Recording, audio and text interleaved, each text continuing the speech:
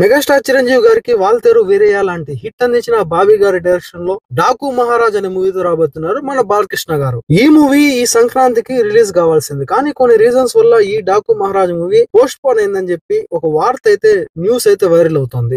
దీనికి సంబంధించి డైరెక్టర్ బాబీ గారు అయితే ఒక క్లారిటీ ఇచ్చారు. అదేంటో తెలుసుకునే ముందు మన సినిమాటా ఛానల్ సబ్స్క్రైబ్ చేయండి. ఇలాంటి movie informations, movie reviews, OTT updates మీ ముందుకు ఎప్పుడు తెస్తూనే ఉంటాం. సంక్రాంతి అంటే ఎవరు సినిమా ఉన్నా లేకున్నా బాలయ్య బాబు సినిమా మాత్రం కంపల్సరీగా ఉండాలి. అసలు ఆ రోజు బాలయ్య బాబు మూవీ చూడకపోతే అసలు సంక్రాంతి ఫెస్టివల్ జరుపుకున్నట్టే ఉండదు. సంక్రాంతికి రిలీజ్ అవుతున్న బాలయ్య బాబు ప్రతి మూవీ కూడా హిట్ టాక్ అందుకుంటోంది.